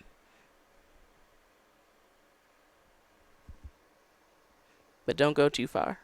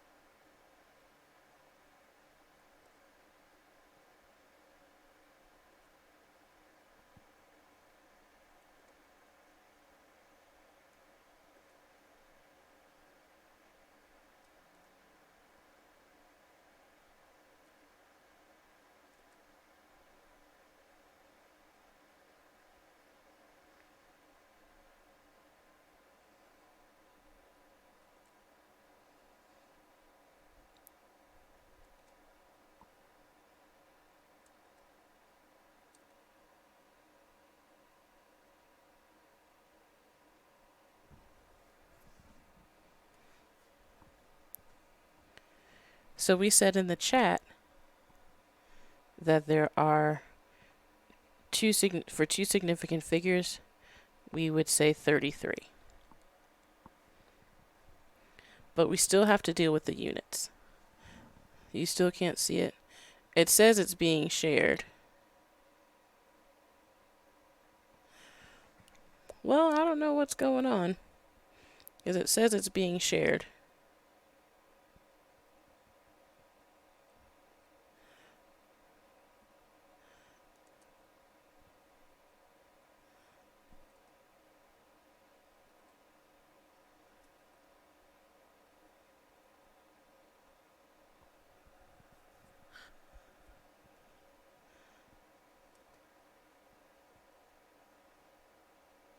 Okay.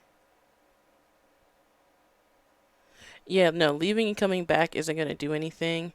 If it's, yeah, it's Blackboard. So for this time of day, there are usually issues with Zoom and or Blackboard during this particular class session from 2 to 4:30, just because there's so many people at the same time.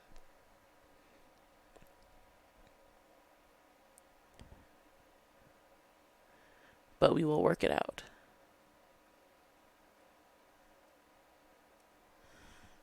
Okay.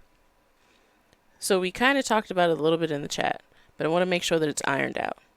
We said 33, that gives us 2 sig figs, but we still have to have units. When you're multiplying and dividing, the same thing you're doing with your numbers, you're doing with your units. We multiplied 7.28 times 4.6. So that means we're multiplying centimeters times centimeters. It's just like saying 2 times 2 equals 2 squared. Centimeters times centimeters is centimeters squared. That's what our units will be. And our complete answer is 33 centimeters squared. Does that concept make sense with the units?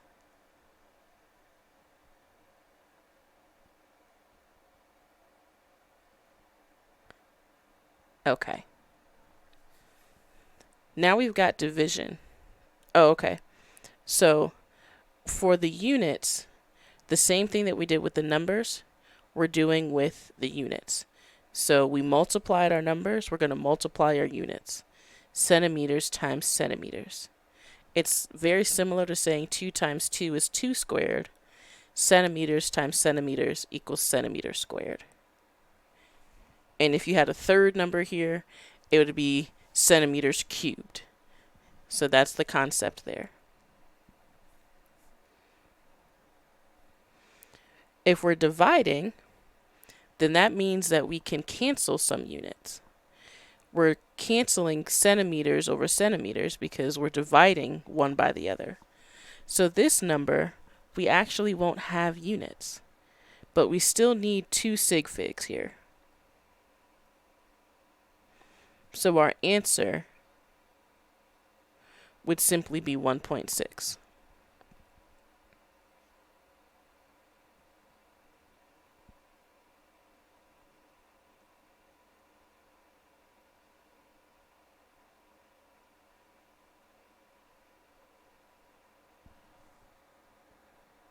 So in this one, the centimeters cancel out because we're dividing.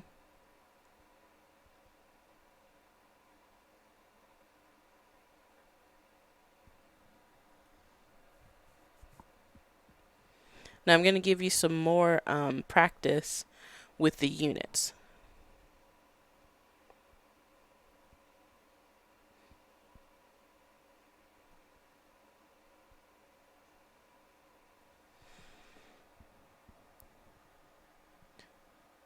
Can y'all hear me? Okay. So if you're having an issue with being able to hear me, or somebody says that, then just tell them to leave and come back in, and sometimes that helps.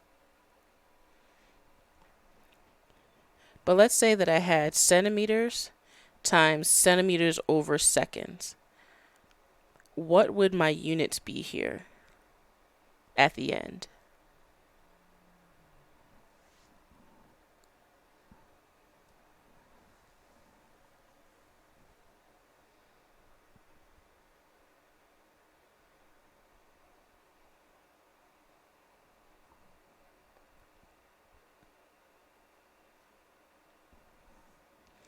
it would be centimeters squared over seconds.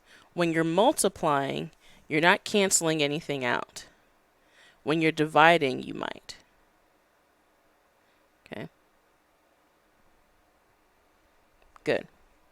So due to the time, we're going to keep going because we've got one more concept that we need to get to.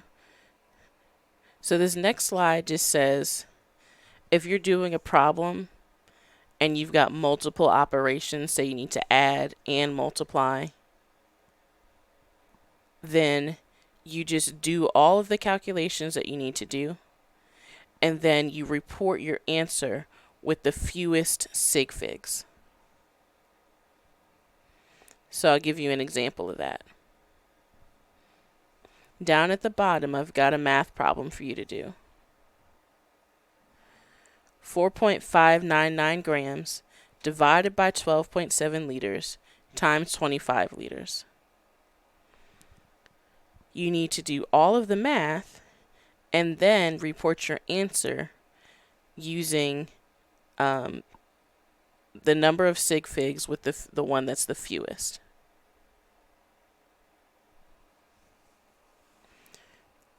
The mass measurement, that's grams, we've got 4 sig figs. The next measurement, we've got 3 sig figs. And the last measurement, we've got 2 sig figs.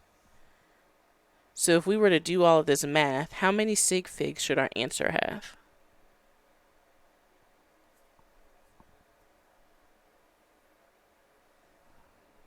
Right. So do the math and tell me what your answer is.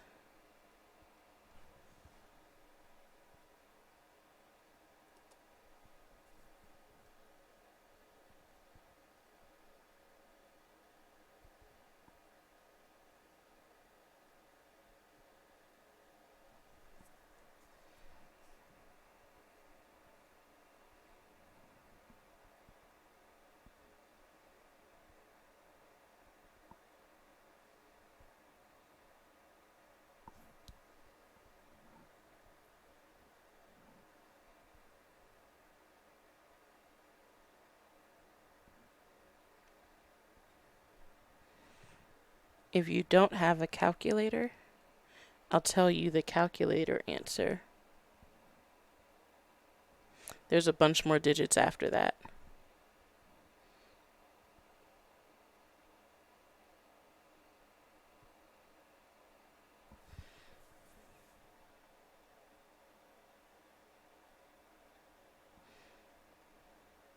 Don't forget your units. So 9.1, that's only part of the battle. For the units, we've got grams divided by liters times liters. You've got liters on the bottom and the top, so that cancels out. And you're left with grams.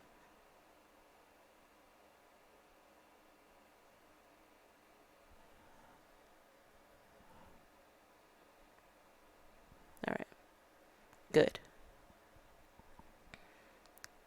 If it works for you, sometimes writing the units separately and kind of doing the math with the units so that you have the right units at the end may help. Because the units with the numbers, sometimes it gets kind of lost and you don't really, you might do things wrong even though you understand the concept. But we'll get more practice. The last concept we need to cover is scientific notation. After we cover this, then it's 2 slides of practice problems, which you may or may not be able to get to. Scientific notation is really handy because we can write numbers that are very big or very small and not have to write a billion D zeros. For example,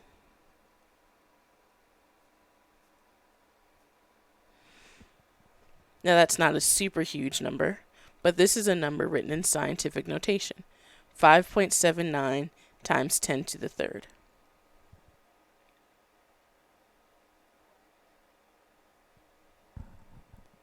Yes, do you have a question?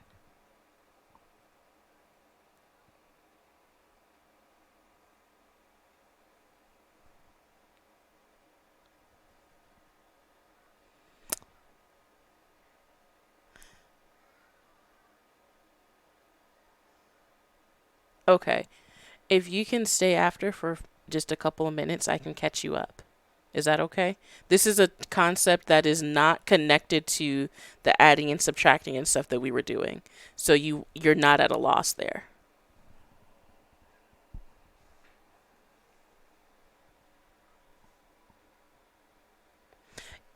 Yeah, that's crazy.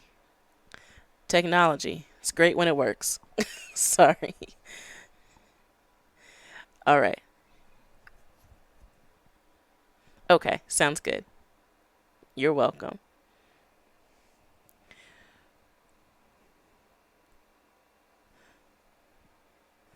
So I think you can mute yourself and still be on the call so you can listen. So there's two parts to a number written in scientific notation.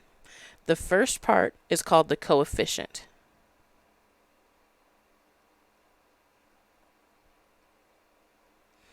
And that tells you the significant figures in whatever number you're reporting in scientific notation.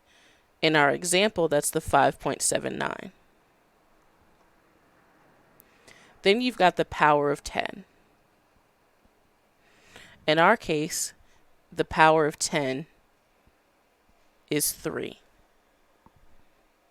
If I were to write this number as a regular or ordinary number, I would start with the 5.79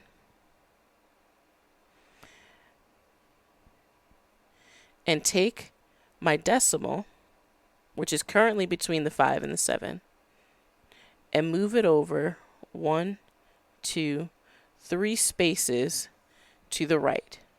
That's because this is a positive power of 10. Then you have to fill in a placeholder 0 because we moved over one more space than we have actual numbers.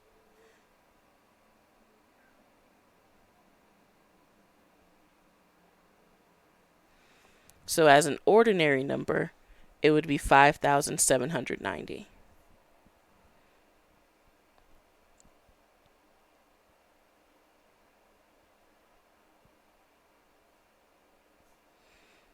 When we have a positive power of 10,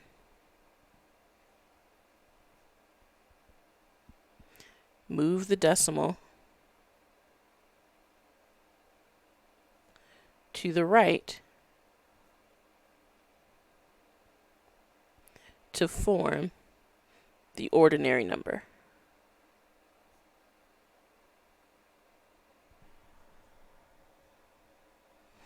I moved over 3 spaces because our power of 10 is 3.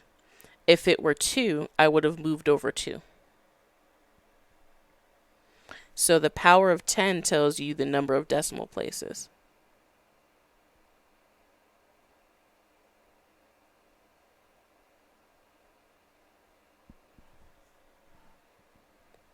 Now let's do one more example.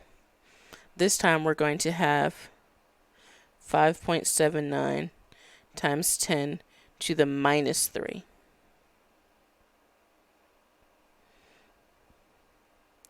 We've got a negative power of 10.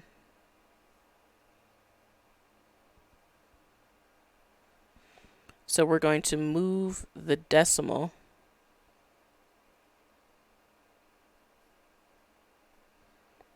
to the left to form the ordinary number.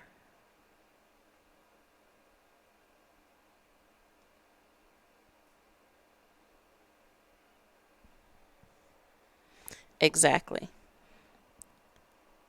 But I will write it out. Starting with the decimal point between the 5 and the 7, I move to the left 1, 2, 3, and place my decimal point there. Fill in those empty spaces with zeros.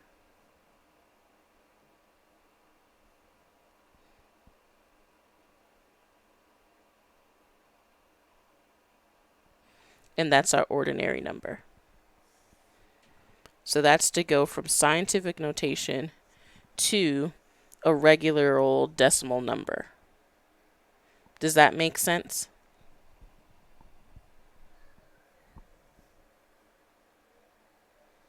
Okay. Now we've got to go in the opposite direction. Quick note on calculators. I brought it up before.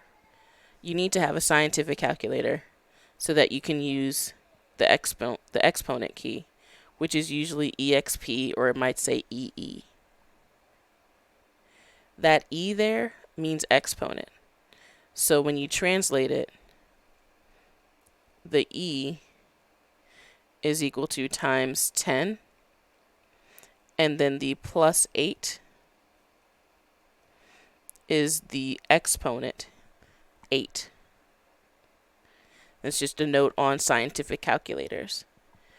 If you are a little bit shaky on using yours, ask Google. Google knows best. But I've used a lot of calculators over the years, so I may be able to help you too.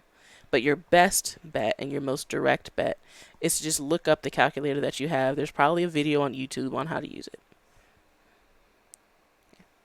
Now we're going to take a regular number and write it in scientific notation.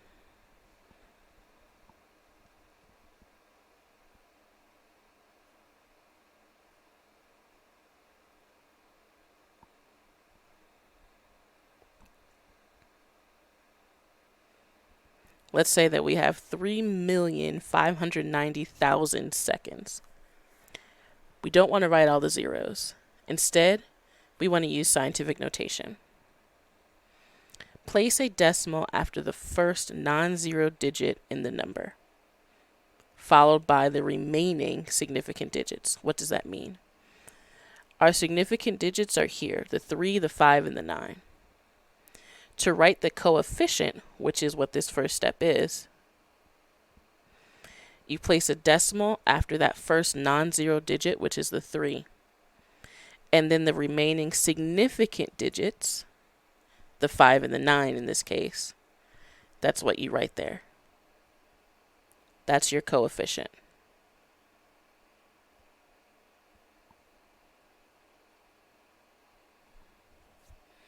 Now we've got to indicate how many decimal places we have to move to make this actual number. Yeah, if we put our decimal point here, we need to move it all the way to the end. It's 1, 2, 3, 4, 5, 6. That's our power of 10.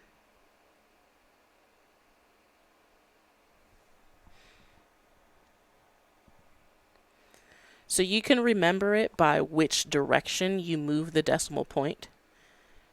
Positive power of 10, move the decimal point to the left with your coefficient. Or excuse me, to the right. I like to remember it this way.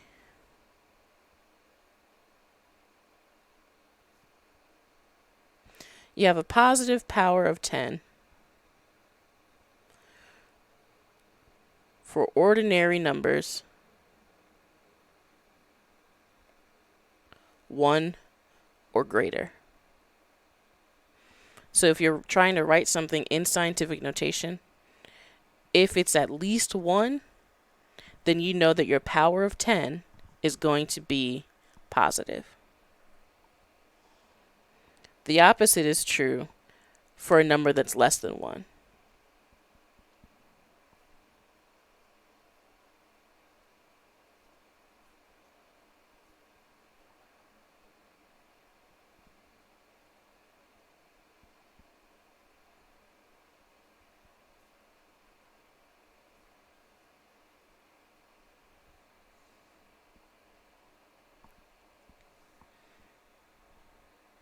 So I'll give you an example.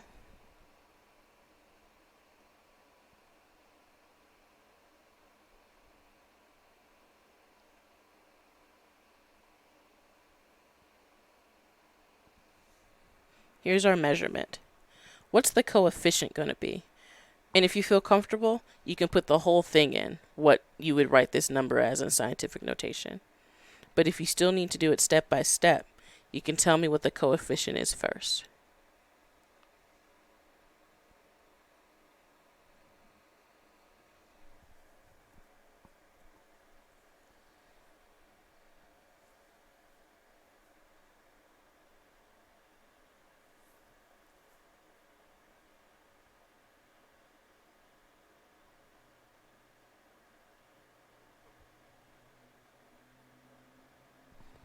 Right. The coefficient is going to be 5.08. We place a decimal after the first non-zero digit in the number, followed by all the remaining significant digits.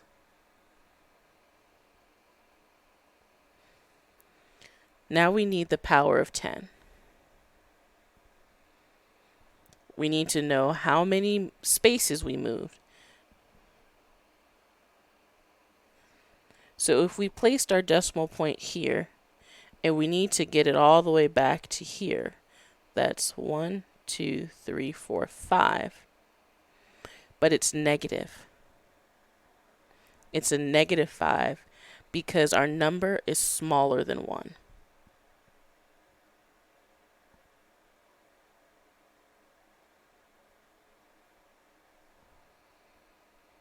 Right.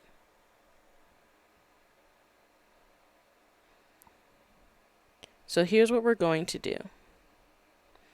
We have time to do these two examples, and then I'm going to jump to the reminders. The only slide that we're not going to cover this time, which we'll start with, is just some practice.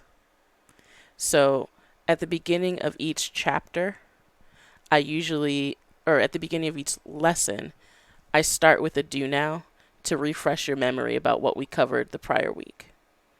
So we'll just use the slide that we didn't cover this time as kind of our do now next time.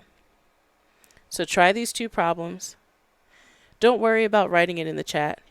I'll just give you a minute to get started, and then I'll go over it, just to make sure that we're kind of in the same place together.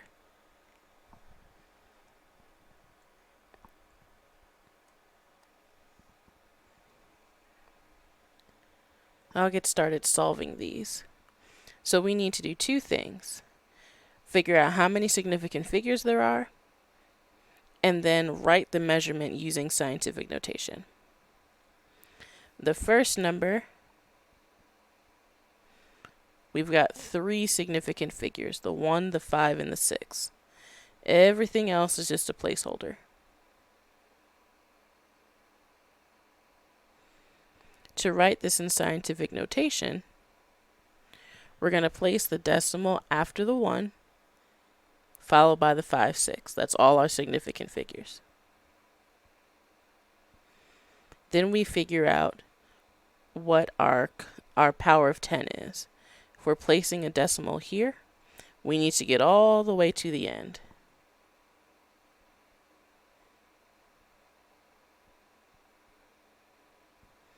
And that's 9. Don't forget units. If this were a quiz or a homework or something like that, if you didn't have the units, you'd get maybe, if I'm grading you on a chapter check-in, you get like a half a point taken off. So those half points add up. For the second one, we've still got 3 sig figs. Remember, it's a 0 at the end of a decimal number, so that is a significant 0. All the other zeros are placeholders.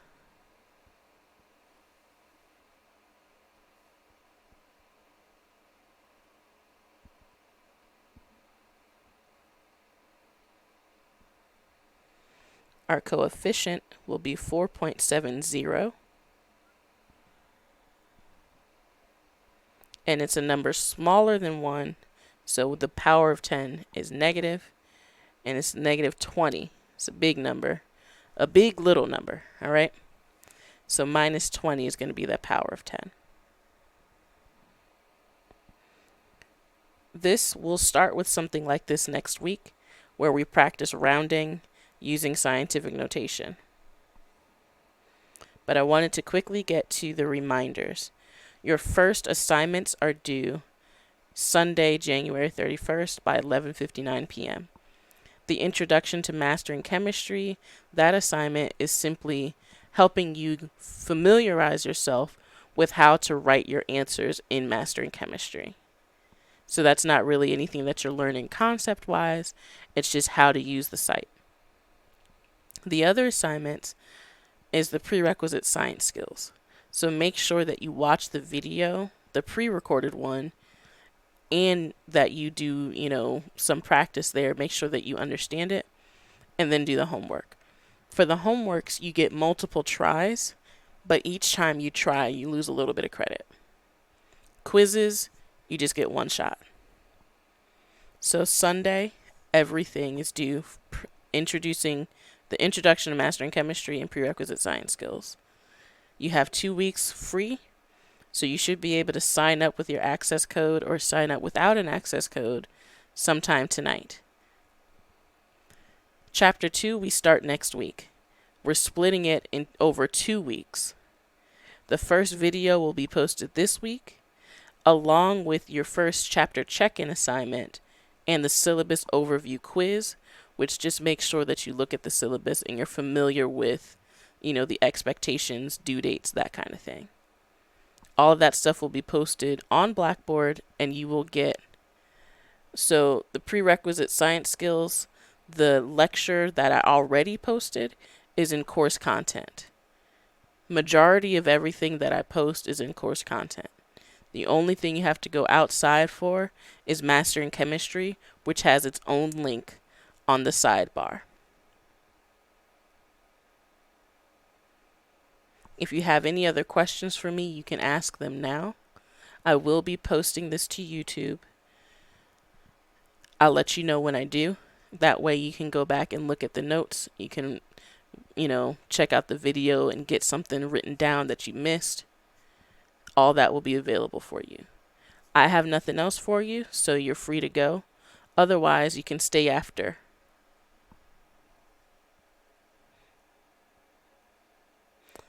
Okay, the assignment. Okay, so let me answer this one question. The assignment for Mastering Chemistry is in Mastering Chemistry. Chapter check-ins will be posted within the chapter folder that it's associated with, but we'll go over that next week. Okay, your question. Oh, attendance. We don't do attendance on here. Attendance is you participating in handing in work. So Mastering Chemistry, chapter check-ins, exams. I don't go through and take attendance on Blackboard.